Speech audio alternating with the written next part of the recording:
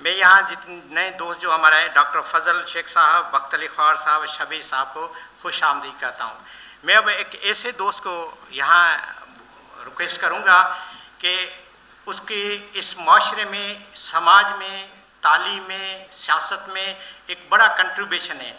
वो यहाँ हमारे मुल्क में रहें तभी हमारे अवाम और समाज की बात करते हैं, अगर मुल्क से बाहर भी रहें तो वहाँ भी एज ए सफ़ीर हमारा यूके लंदन में काम करते हैं। वो हमारी दावत पे यहाँ तशरीफ़ लाए हुए अलीगुल मेतलो साहब को गुजारिश करूँगा कि वो आए यहाँ अपने ख्यालात का इज़हार करें और एक अच्छे सफ़ीर के तौर हम जो है हमारी नुमाइंदगी करें। मेहरबानी।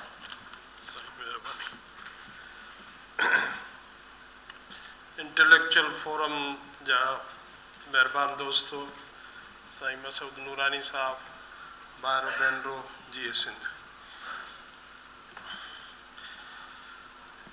जिन्ना साहब ते घणो कुझु लिखियो वियो आहे, ॻाल्हायो वियो आहे ऐं कुझु त हुनजे शख़्सियत जे पहलुअनि ते दुरुस्त ॻाल्हियूं लिखियूं वयूं आहिनि, कुझु हुन वीचारे ते एतिरा इल्ज़ाम तराशी कई वई आहे जो हू काफ़ी ॾुख में हूंदो।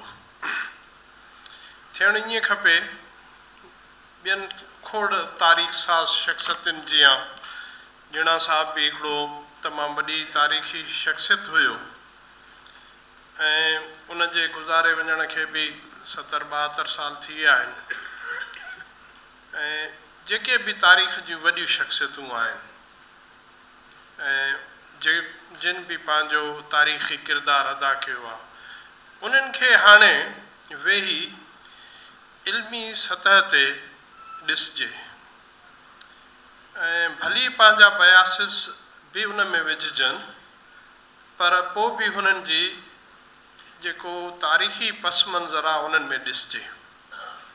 तारीख़ी पस मंज़र में ॾिसण जे लाइ जिन्ना साहब जी जेका सरगरम लाइफ हुई उहा शुरू ई थिए थी 20वीं सदी जे शुरूआत खां वठी उनजे गुज़ारे वञण ताईं। इहो सॼो दौरु हिकिड़ो पुरआशोब दौरु हुयो। हिंदुस्तान में आज़ादी जी तहरीक उभरी, पहिरीं जंग अज़ीम थी, ख़िलाफ़त तहरीक हली, बम्बई खां सिंध जी अलहदगी जी तहरीक हली, सिंध अलहदा थी, सूबो ठहियो, इलेक्शन्स थियूं, नयूं पार्टियूं ठहियूं। सिंध में पहिरियों दफ़ो इहो थियो। भगत कंवर राम जो क़त्ल थियो, मस्जिद मंज़िलगाह जा फ़साद थिया। 1938 में सिंध मुस्लिम लीग मुसलमाननि जे लाइ जुदा मुल्क ठाहिण जे बारे में या आइनी बंदोबस्त, जिन खे करारदाद में चयो वियो त आइनी बंदोबस्त करणा आहिनि, आइनी बंदोबस्त जी करारदाद पास कई वई उन इजलास में, जंहिं इजलास जी सदारत जीणा साहब पियो करे, पर हुनखे थोरो प्यारे ऐं थकाए अचे विहारियूं स्टेज में, हुनखे झूठो आयो ऐं करारदाद पास थी वई। सुबुह जो अख़बारुनि में हुन पढ़ी। इहे बि कम थिया जीणा साहब सां। उन खां पोइ 1940 जी करारदाद, 1900 खां पोइ सूरह बादशाह जी फांसी, उन खां पोइ अल्लाह बख्श जी शहादत, उन खां पोइ 1946 में बिहार कॉलोनी जो हिते ठहणु, फ़साद थियणु, इंटरनल माइग्रेशन्स थियणु, सिंध जी ॿाराड़ियुनि मां सिंधी हिंदुनि खे लॾाए भरपासे जे शहरनि में आणणु ऐं 1946 खां फ़साद थियणु ॿई पासनि खां। पंजाब में बि थिया ऐं पोइ उन खां पोइ 1947 जी विरहाङो। ही सॼी हिस्ट्री आहे। इन जे बारे में जेको हिकिड़ो आम तसवर आहे या आम ओपिनियन आहे, उहो सही न आहे, दुरुस्त न आहे। मसलन असां चवंदा आहियूं तहरीक ख़िलाफ़त तहरीक में असां वॾो हिसो वरितोसीं। जॾहिं मां पंहिंजे खे ॾिसंदो आहियां त ख़िलाफ़त तहरीक छा आहे? ख़िलाफ़त तहरीक में जिन माण्हुनि सरगर्म हिसो वरितो उन्हनि पंहिंजे ॿारनि खे स्कूलनि में वञण खां इनकार कयो। मां पंहिंजे वालिद साहिब खां पुछंदुमि बाबा घणा पास दर्जा पढ़ियो? चई मां फाइनल पास कई। मां पोइ बाबा चयो त अंग्रेज़ी न आहे पढ़णी। इहा ई ख़िलाफ़त तहरीक। इन ख़िलाफ़त तहरीक जे करे असां वटि सिंध में मज़हब समाजनि खे विराईंदा आहिनि। हिंदू मुस्लिम सिख ईसाई जेके बि फ़र्क़ु आहिनि इहे के हाणे को हीअं हिन सदी में या इहे ताज़ा कोन्हनि, इहे जेतिरी मज़हबनि जी तारीख़ आहे इहे फ़र्क़ बि ओतिरा आहिनि। उन्हनि खे अचे वधायो ख़िलाफ़त तहरीक, वधायो बम्बई खां अलॻि थियण जी तहरीक। असां हिते इनखे रोमेंटासाइज़ कंदा आहियूं, साईं असां आज़ादी वरितीसीं। आज़ादी कहिड़ी आहे जंहिंमें हाणे बीठा आहियूं? इहा आज़ादी जेका असां वरितीसीं, या बम्बई खां अलॻि थियणु, हिन आज़ादी या हिन ग़ुलामी, जेको बि नालो ॾियोसि, उन जो प्रीकर्सर हो। इहो जेकॾहिं न थिया त हीउ हाल न हुजे हा। सो जिणा साहिब खे ॾिसजे ऐं साॻे वक़्तु ॿियनि खे बि उन वक़्त जी जेके बि शख़्सियतूं हुयूं। जिणा साहिब 1940 में जेका करारदाद पास थी लाहौर में मार्च में, उनखां 2 महीना पोइ वरी ॿी कॉन्फ्रेंस शहीद अला बख्श सूमरे दिल्ली में घुराई। उहा कॉन्फ्रेंस लाहौर वारी कॉन्फ्रेंस खां वॾी हुई। उहा उते 10-12 ॾींहं हली। उन जी रिप्रेज़ेंटेशन वॾी हुई। उन कॉन्फ्रेंस में इहो मुतालबो न कयो वियो त विरांङो थिए। उन में इहो ई हुयो त हिन बरे सगीर खे हिकु रखियो वञे। इहे शयूं ग़ाइब आहिनि।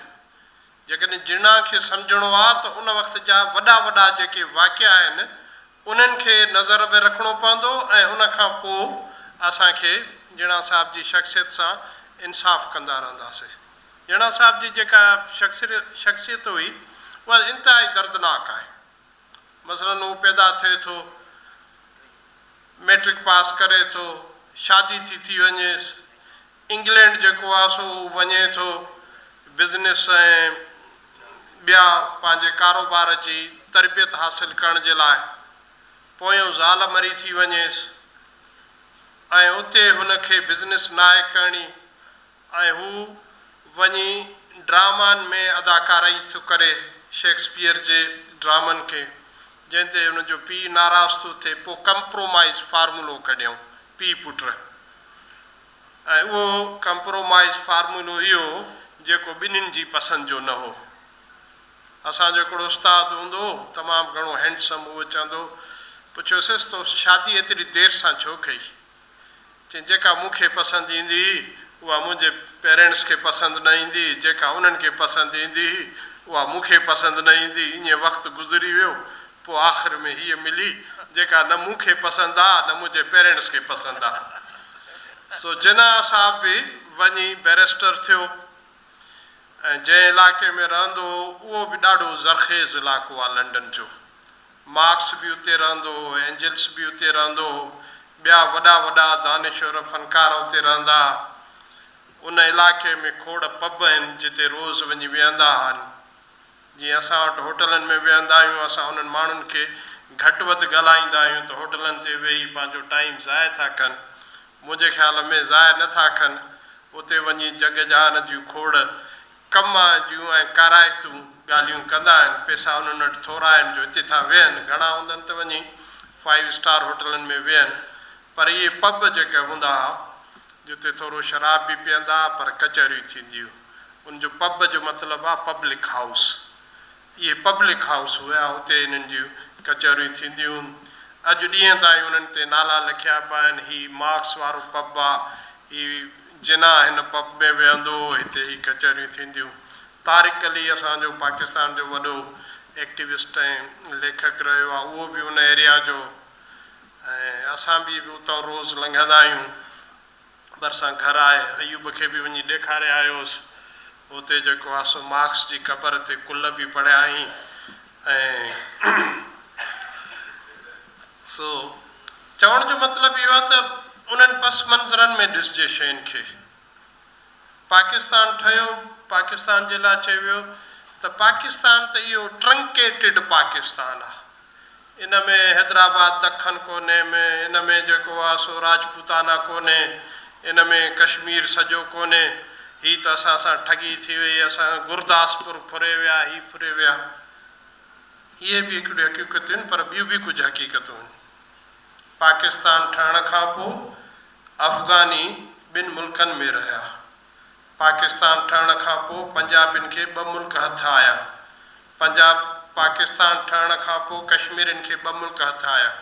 पाकिस्तान ठहण खां पोइ बंगालियुनि खे 2 मुल्क हथ आया। असांजो मुल्क किथे आहे ॿियो? उहो बि त मिलणु खपे न। जेके बॉर्डर जे हुन पासे आहिनि उहे इंडिजिनस सिंधी माण्हू आहिनि, उहे मुस्लमान बि आहिनि, हिंदू बि आहिनि।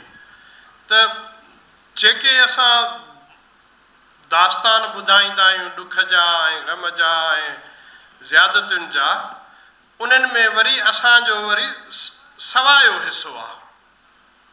उते बि त हुअणु खपे हा न।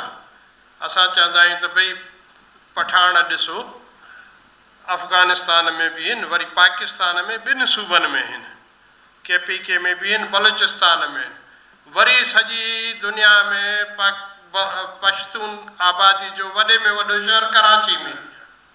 ही वालार ॾिसो, ही टेरिटोरियल वालार आहे, इकोनॉमिक वालार आहे, ॿियूं खोड़ शयूं आहिनि। चवण जो मतिलबु इहो आहे त ही जेको मुल्क ठहियो उन जे बुनियादनि में फॉल्ट लाइन्स आहिनि।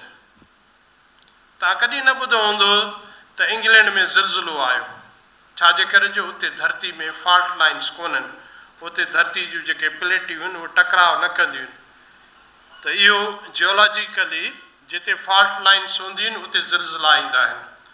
पाकिस्तान जे बुनियादनि में तमामु वॾियूं फॉल्ट लाइन्स आहिनि। हींअर असां ॿुधोसीं पिए इमरान ख़ान ऐं जेके अॼुकल्ह हलनि पिया त एक्स सर्विसमैन सोसाइटी उन वॾी उनजी हिमायत कई ऐं उन्हनि चयो त असांजे पुछण खां सवाइ मुल्क जा के वॾा फ़ैसिला न थींदा। भई तव्हां खां छो पुछो? चई असां 30 लख असांजी आबादी आहे। एक्स सर्विसमैन सोसाइटी जा 30 लख मेंबर आहिनि। त इहे 30 लख जेके पेंशनर आहिनि इहे असांजी बजट था खाइनि। असांजो हिसो किथे आहे? असां बि त हिन मुल्क में 30% आहियूं न मुल्क में। सिंधी सिंध में था रहनि, सिंधी बलूचिस्तान में था रहनि, सिंधी पंजाब में था रहनि, सिंधी मुल्क जे ॿियनि वॾनि शहरनि में था रहनि। असां कंहिं बि सूरत में पाकिस्तान जी कुल आबादी जो 30% खां घटि न आहियूं। यूनिसेफ जूं जेके सर्वेज़ आहिनि पंहिंजे हेल्थ जे हिसाब सां उहे बि आहिनि। त हिन में खोड़ मसइला आहिनि, इंसाफ़ जा मसइला आहिनि। ऐं इंसाफ़ जी शुरूआति असां किथां कयूं? जिना खां कयूं।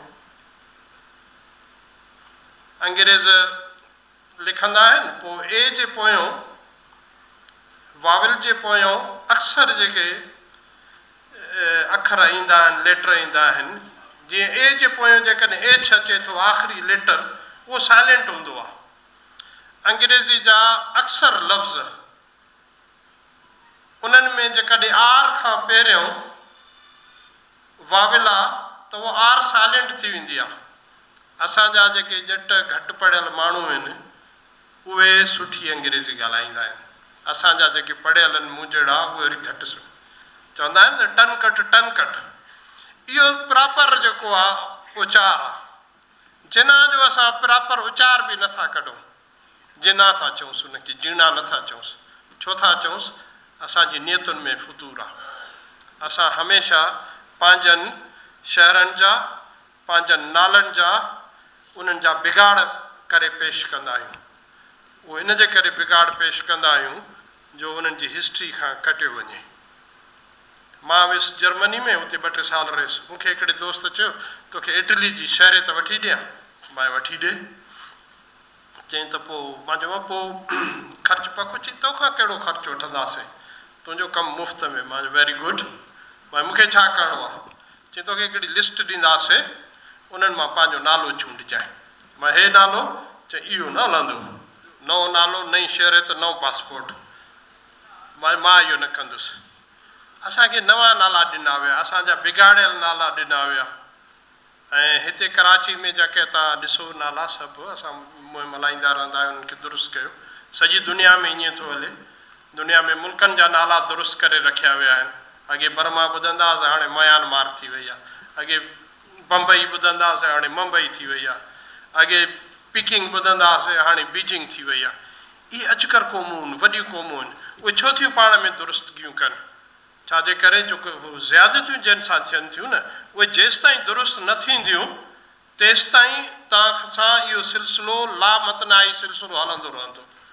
असांखे इन्हनि नंढियुनि नंढियुनि शयुनि ते ध्यानु ॾियणो पवंदो ऐं जेके फॉल्ट लाइन्स आहिनि मुल्क में उनखे दुरुस्त करण लाइ क़ाइदे आज़म जी शख़्सियत ऐं जंहिं तरीक़े सां हुन ज़िंदगी गुज़ारी।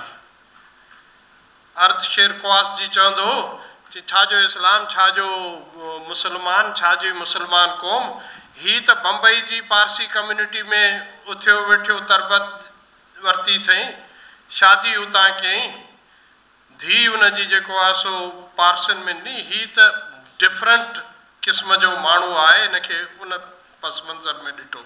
जेके असां 11 अगस्त जी तक़रीर जो हवालो ॾींदा आहियूं, secular Pakistan, democratic Pakistan, federal Pakistan, या जेको आहे सो असां चवंदा आहियूं this is not a theocratic state. इहे सभु ॻाल्हियूं असांजे अॻियां आहिनि। इन्हनि शयुनि खे असां दुरुस्त कयूं ऐं दुरुस्त करण सां ई जिणा साहिब जी शख़्सियत सां इंसाफ़ करे सघंदासीं ऐं उनजे इंसाफ़ जी पहिरीं शुरूआत जेका असांजे हथ वस आहे उनजो नालो त सही करूं। तव्हांजी वॾी महिरबानी। महिरबानी रेगुल साहब, महिरबानी सर, ज़बरदस्त तव्हां ॻाल्हि ॿुधाई। ऐं यकीनन असांजा जेके कॉन्स्टिट्यूशनल राइट्स आहिनि उहे मिलणु घुरिजनि, चाहे नौकिरी हुजे, चाहे पाणी जो मसइलो हुजे या ॿिया मसइला हुजनि, जेके कॉन्स्टिट्यूशन में आहिनि उहे असांखे राइट मिलणु घुरिजनि।